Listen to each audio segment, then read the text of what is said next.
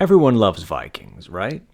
Well, unless you're an early medieval monk, or really anyone who was a victim of their raids. But people today like them, or at least find them interesting. Vikings have long left a big impression on people's imaginations, in part because of the large impact they had on the early medieval world in which they lived. They raided and traded far and wide, and many eventually settled in some of those distant lands. That was certainly the case in Normandy, which gets its name from the Normanni, the Northmen or Vikings, who came to rule the region. But when most people think of the medieval Normans, they're probably more likely to think of the Norman conquest of England, the Bayeux Tapestry, and William the Conqueror, or maybe the Hautevilles and their conquest of Sicily. By and large, we tend to think not of Scandinavian raiders, but rather French knights. And indeed, there is a reason for this. They spoke French at the time of these events, and Normandy was ostensibly part of France, taking part in the wider French culture. But the French tended not to like the Vikings all that much. They did plunder many of their cities and monasteries, after all. So that begs the question, how did the Normans see their own Viking origins?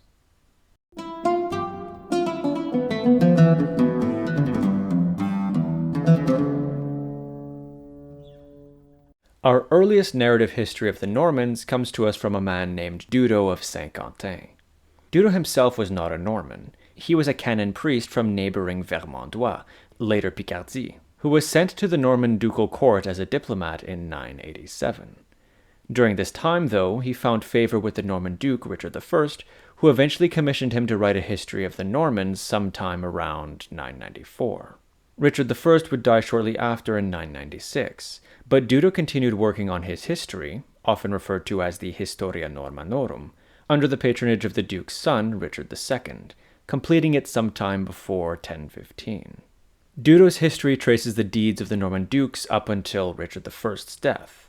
This means that it covers the lives of Richard I, his father William Longsword, and his father Rollo, the Viking leader who established the Norman ducal dynasty.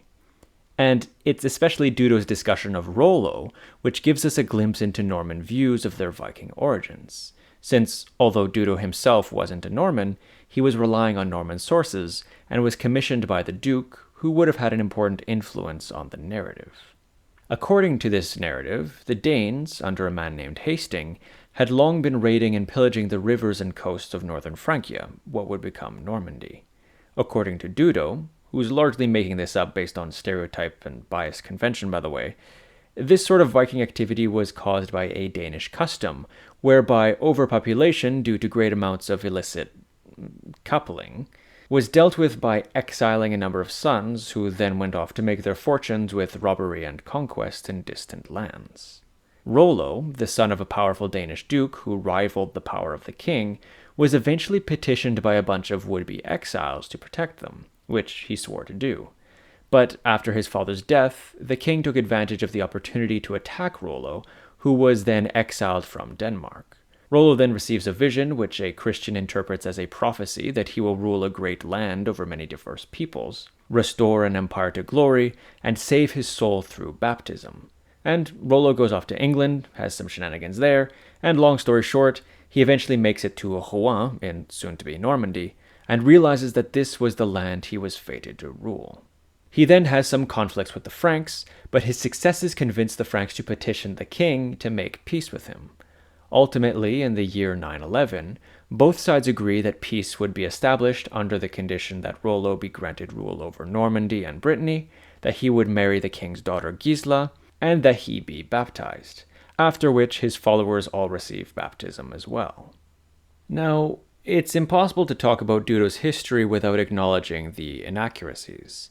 Dudo was writing a narrative for the people of his own time, with several clear purposes, which I'll get more into later.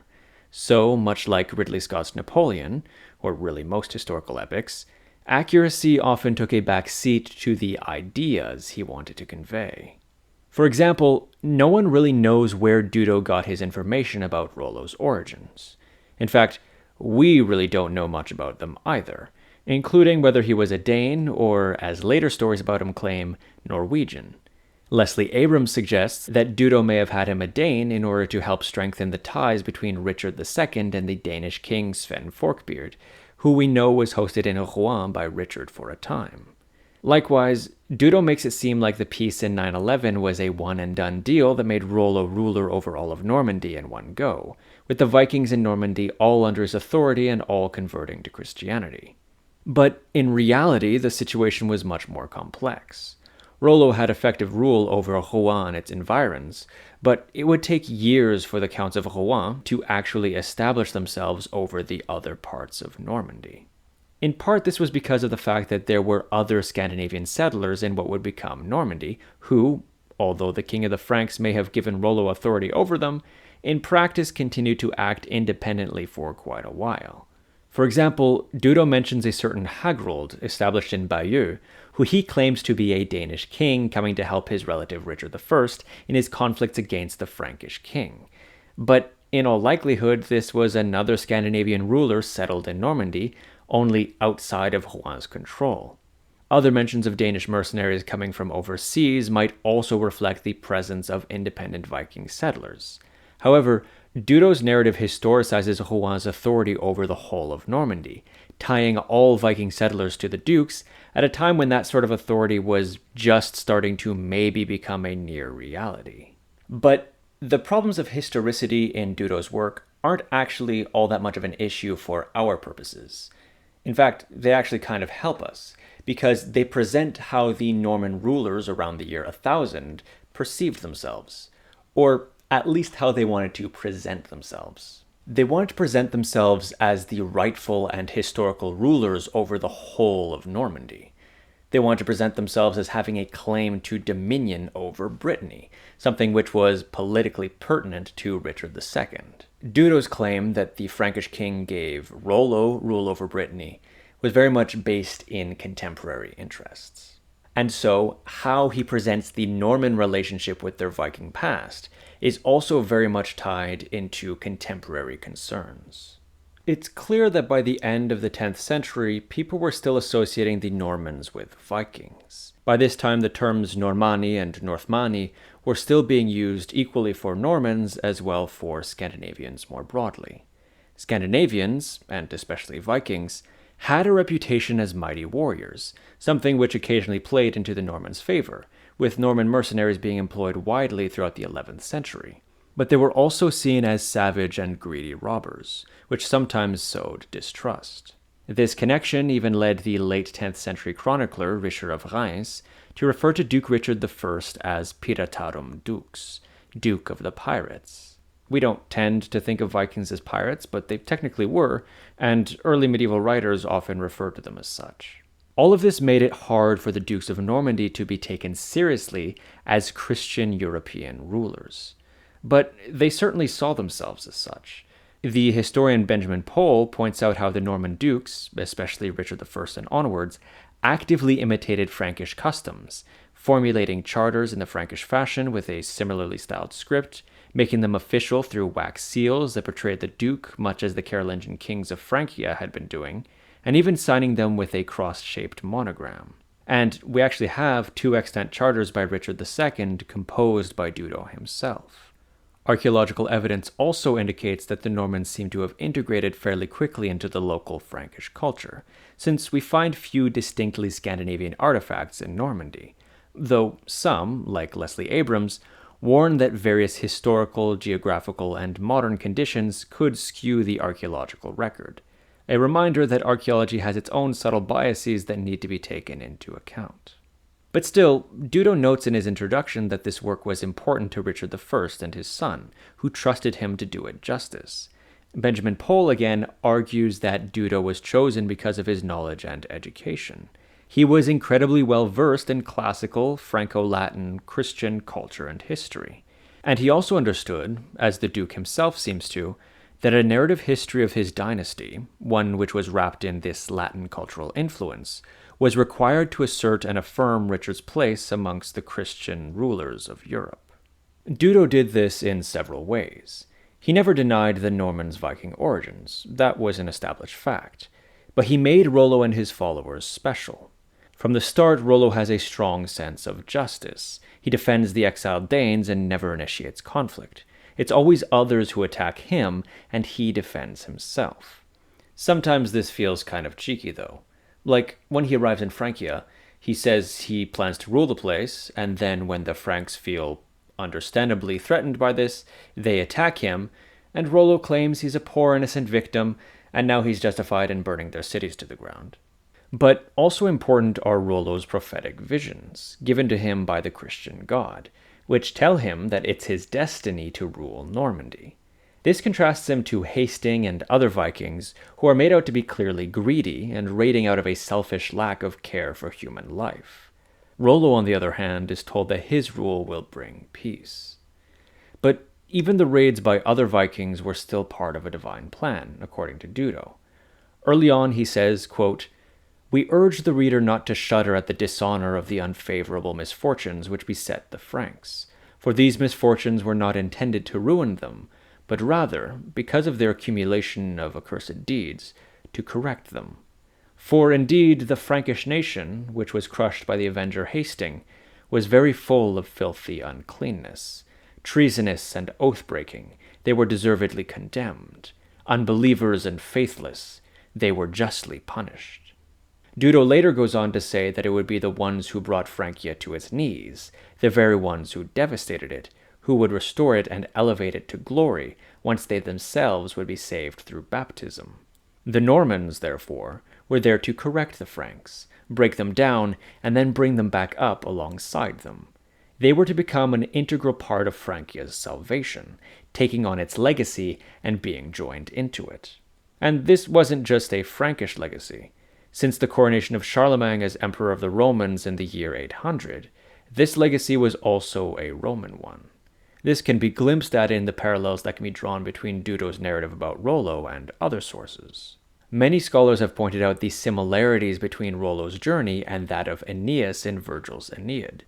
Both are exiled from home and forced to wander the seas, ultimately coming to a land where they are fated to rule, and forced into conflict with those they meet there, among other more specific details. Aeneas, of course, is the legendary Trojan ancestor of Rome. There are also parallels to Constantine, the first Christian Roman emperor. Stories about Constantine's conversion stated that he received a vision while dying of leprosy, which revealed that he would be cured upon receiving baptism, which would come true. Rollo, in one of his visions, is also told that he would be cured of his past sins, which are described as an itching leprosy. There are also other possible parallels, but this is the most clear and agreed upon one. It was actually a common trope to compare pagan rulers converting to Christianity to Constantine, especially when one wanted to tie them to a Roman legacy, which pretty much every good medieval Christian ruler wanted to do. Gregory of Tours had done this in his history of the Franks when discussing Clovis, their first Christian king. Gregory was less subtle than Dudo with his comparison, explicitly calling Clovis a new Constantine. Incidentally, this also ties Rollo to the Frankish kings, having them share in this conversionary history, and therefore the Frankish legacy. There are also other connections, like Dudo having the Danes be descendants of the Trojan Antenor, tying them both to Rome, with Aeneas also being a Trojan, and the Franks, who were in some sources also said to have descended from him. But anyway, I think you get the idea by now. Nonetheless, as much as the Norman dukes may have wished to tie themselves to the Franks, and as much as they may have come to share much of their culture with them, they also didn't see themselves as just Franks. Their Viking heritage wasn't something they just ignored or completely abandoned. Dudo regularly makes reference to the kinship between the Normans and the Danes, seeing them as cousins.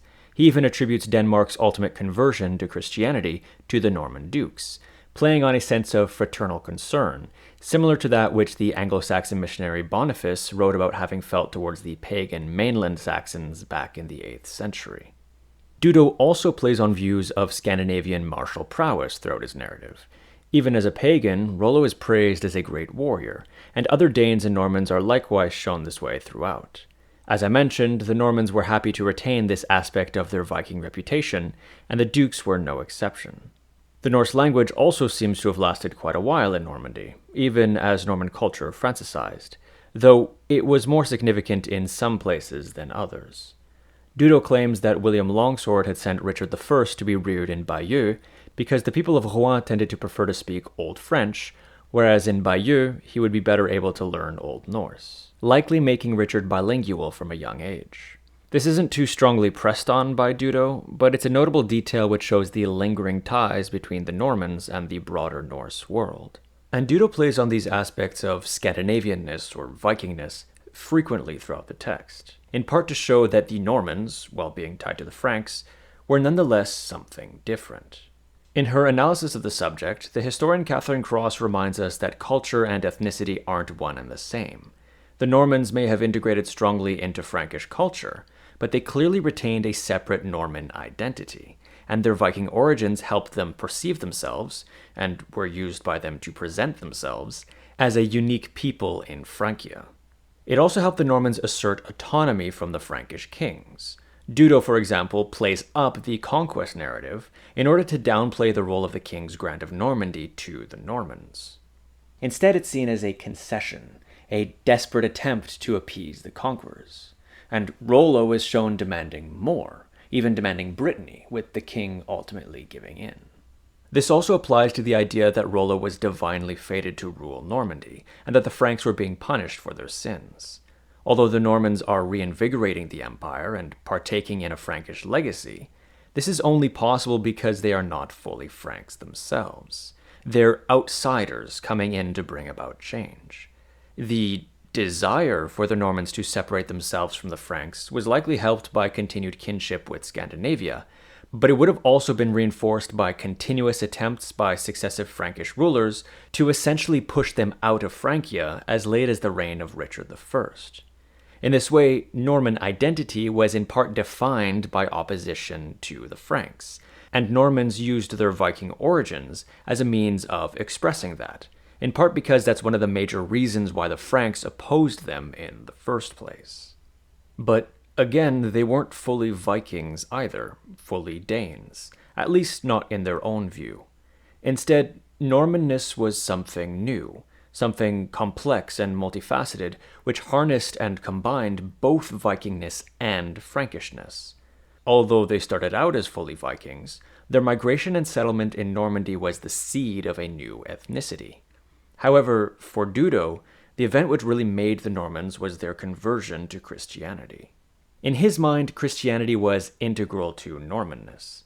Although he's sometimes inconsistent with his use of the term Normanus, it's nonetheless quite clear in his narrative that pagan Vikings in Normandy are something different entirely. We see this in part by contrasting Dudo's presentation of the typical Vikings, the kind that included the infamous raider Hasting, and the Normans under Rollo and his successors.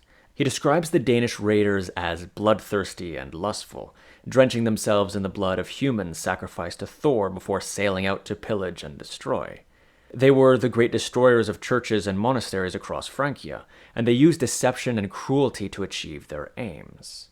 Hasting, for instance, is said to be, quote, accursed and headstrong, extremely cruel and harsh, destructive, troublesome, wild, ferocious, infamous, inconstant, brash, conceited and lawless, death-dealing, rude, everywhere on guard, a rebellious traitor, a kindler of evil, a double-faced hypocrite, ungodly, arrogant, a seductive and foolhardy deceiver, a lewd, unbridled, contentious rascal. Yada yada yada, you get the idea. This is especially shown in his method of conquering Luna, modern Luni, in Italy, where he fakes being sick and asks to be baptized in order to have his body brought into the city with him pretending to be dead. Once inside with his men, he jumps down from the bier and starts massacring the town's inhabitants, a sort of Viking Trojan horse. Dudo generally presents Rollo in a better light than Hasting, even before his conversion, which makes sense since he's writing under the direct commission of the ducal family. But the character of Hasting allows Dudo to still present the sinfulness of the pagan Vikings. In contrast, Dudo's narrative also emphasizes the Norman rulers restoring the land which the Vikings destroyed, especially the churches. Although Dudo makes it out like Rollo himself never destroyed any churches, something which other sources seem to contradict, he nevertheless presents this sense that the Normans are responsible for rebuilding what their kin destroyed. It's almost like a redemption, and it becomes an important part of being a Norman ruler. Their conversion to Christianity crafts this new identity out of their Viking past, playing on that past, making them responsible for the destruction of Normandy and its churches, while establishing something new. They restore the churches as good Christian European rulers. And even in Rollo, there's a shift from pre to post conversion. He starts out raiding and destroying Francia, though, as I said, Dudo presents this as being inherently defensive. Nonetheless, his conversion is what brings peace. Dudo also emphasizes his role as a lawgiver and a lover and maintainer of justice from this point on. Establishing a law for one's people was seen as an important part of the establishment of a new people, as well as being a mark of civilization in the Roman tradition, especially when these laws were written, though it should be noted that legal tradition in Normandy seems to have remained mostly oral until the reign of Richard I.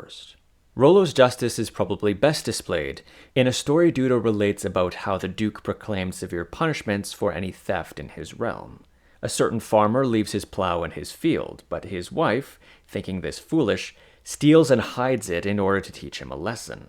The farmer then goes to Rollo and tells him that his plow was stolen, and Rollo gives him money to buy a new one. Rollo's men then search around to find the culprit, eventually learning that it was the farmer's wife. Rollo asks the farmer if he'd known about this. The farmer says yes, and Rollo has them both executed for the theft.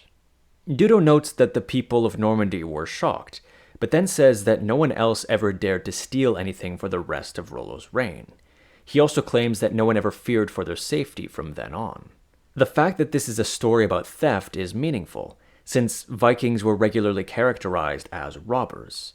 Dudo is therefore showing how Rollo, through conversion, was transformed from a robber into a just ruler who punishes robbery.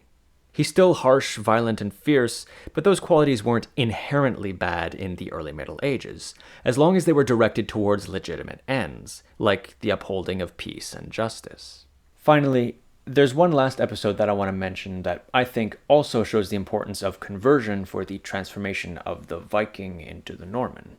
And this one actually takes place during the reign of Richard I. I mentioned that Richard used Danish mercenaries to help him in his conflict with the Frankish king. Regardless of whether these were Scandinavians settled in Normandy outside of Rohan's control, or actual Danes recruited by Richard from overseas, Dudo claims the latter and says they were pagans. When Richard wants them to stop attacking the Franks in order to negotiate a peace, they initially refuse, but Richard manages to convince some of them of the truth of Christianity, and those ones agree to make peace. Ultimately, though, the camp is split, and Richard manages to convince those who don't want peace to take an offer where he'll give them supplies, and they can head off to raid in Spain instead. Those who do want peace all convert to Christianity and settle in Normandy, becoming Normans themselves as they follow in the footsteps of Rollo and his followers. Now, of course, we have to keep in mind that this is Dudo's perspective on the Normans' Viking origins. And because this work was commissioned by Richard I and his son, and Dudo definitely hints that they were involved in its creation, we could also argue that this reflected how the dukes themselves saw and wanted to portray this origin. But how widespread was this view? Well, the question of Dudo's audience, and therefore how influential Dudo's work would have been, has been a matter of debate for a long time.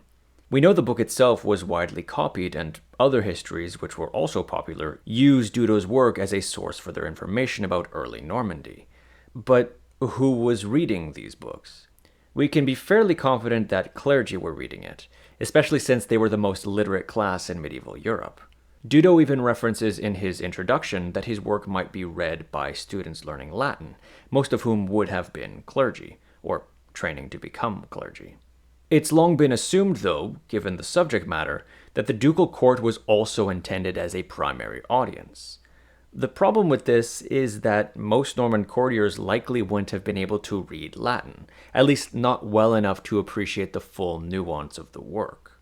Nonetheless, as Benjamin Pohl points out, Dudo's history didn't have to be read directly in order to be effective and impactful to a broader Norman aristocratic audience. Most courtiers would have been semi-literate. That is, they regularly interacted with the written word, even if not directly. They had scribes and lectors who read and wrote for them. So even if they weren't reading it themselves, they could have nonetheless interacted with the ideas through the mediation of a reader, who may have summarized or possibly even translated the tales into Old French. The artistry of the Latin, the nuance of the grammatical forms, and the beauty of the inserted portions of verse may not have necessarily come through fully, but these were still valuable in giving the text enough gravity to be taken seriously, especially if it was being read more widely than just the court. And we have reason to believe that a secular audience would have still been able to appreciate those aspects of style and form whenever they did come across through mediation, or if they happened to be able to read it. At the very least, the text seems to have been popular enough that it was being discussed, and parts of the story were independently becoming part of wider Norman culture. Catherine Cross points out, for example, that a version of Rollo's vision of his conversion is told in the Annals of St. Neots in Norman England, except instead of birds flying around him as a symbol for the various peoples over which he would rule, it was bees.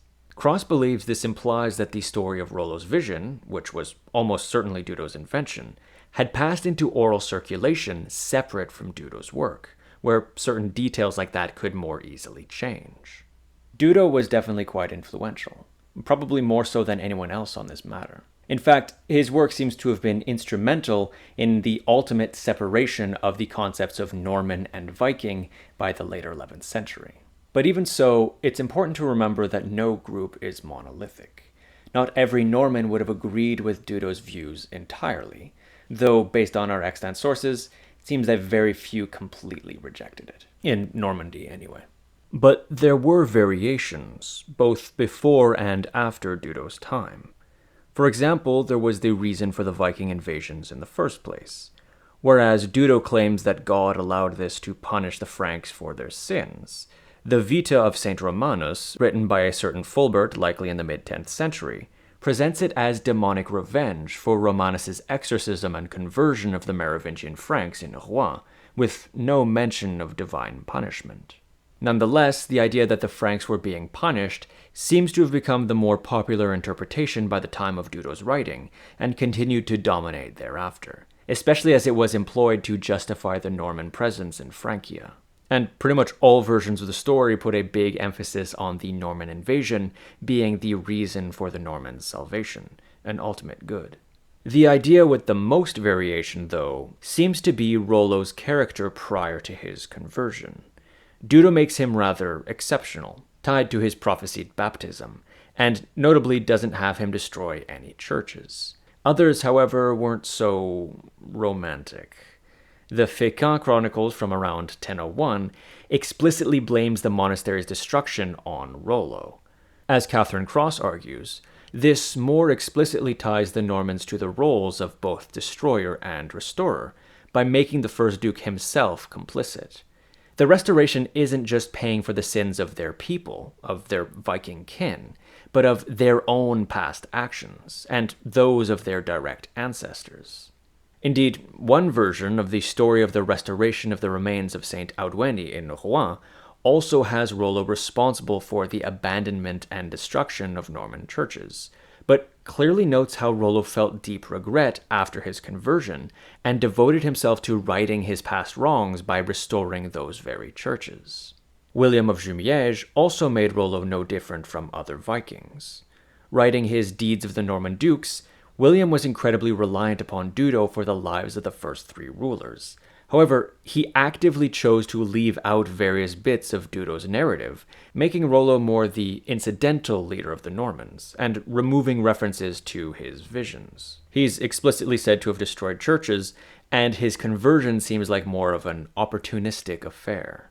Nonetheless, William does portray Rollo the Christian Duke as a lover of justice, including the story of the stolen plough. There is a shift from robber to good ruler with his acceptance of Christianity.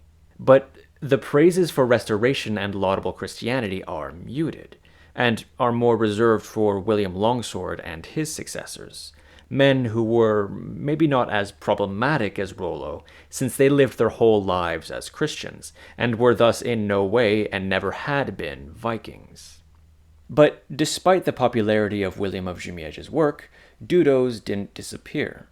And, in fact, later editions of the Deeds of the Norman Dukes, namely that by Robert of Torigny, re-added a bunch of parts from Dudo's version that William had taken out back in, and reintroducing a lot of Dudo's themes and views about Rollo. Even so, this forces us to keep in mind that variations could exist, and there were probably far more variations than we could ever really tease out of the existing sources. Ducal involvement in the production of Dudo's history means his likely wasn't a purely clerical narrative, but we don't know to what extent secular storytellers might have emphasized different aspects of Norman identity in their own independent telling of events. And we're not even getting into whether and to what degree the original Frankish inhabitants of Normandy came to identify as Norman, and whether Vikingness played any sort of role in their identity. Generally, these narratives tend to absorb them into the Norman group, at least by Dudo's day. Fulbert's mid-10th century Vita presents the Normans as more of a ruling class over the Franks, but he would have been writing only about a few decades after the Norman conversion, and it might reflect a time when there were still sharper ethnic divisions within Normandy, which softened over time. But still, the perspective we get from Dudo and others only really tells us how those producing these works perceived this identity. It is the best and perhaps most authentic view that we as a modern audience can get, and it was informed by the living Norman culture in which it was produced, and seems to have had a further impact on that very culture. But identity is incredibly complex, and especially in one which bases itself on a blend of two different peoples. There's so much room for different people to variously emphasize one origin over the other in a variety of different blends. And this, of course, could change with time. This video has largely been about the Normans of the late 10th and 11th centuries. And although stories about Rollo and the Viking settlers continue to be told beyond this time, in fact, Dudo has a burst of popularity in the early 12th century. 12th century authors start to look more to the Roman cultural background, even understanding the success of Normans conquering England and southern Italy as being the result of their Roman inheritance, more so than the Viking, especially as Vikingness stops being as meaningful as the Viking Age becomes more distant. So it seems then that, at least around the turn of the 11th century, one way for Normans to understand their Viking origins was as one part of a unique Norman identity. They were both Vikings and Franks/Romans. Their Frankishness allowed them to be valid members of the broader Romano-Frankish sphere. It legitimized their presence in Francia, and it was tied to their civilization and their Christianity, which separated them from the pagan Vikings who destroyed churches and killed and robbed unjustly. But their Vikingness was important too. It maintained their ties to the Scandinavian world, and underpinned a reputation for success in battle. On top of that, it allowed them to maintain a distinction from the other Franks, allowing them to maintain autonomy from the Frankish king, being both reinforced by Frankish attempts to remove them as foreign invaders, and justifying their defiance of those who sought to remove them. Again, how much different aspects of Normanness were emphasized by individual Normans would differ from person to person, or even in the same person, depending on the circumstances. Identity is a complex thing. It's nuanced and always shifting. It's not some solid block set in stone that can be applied universally. But our sources at least reveal to us that this was one way in which the Norman experience could be felt. As always, I thank you all very much for watching. Sources and recommended readings are in the description as usual, and I'll see you next time.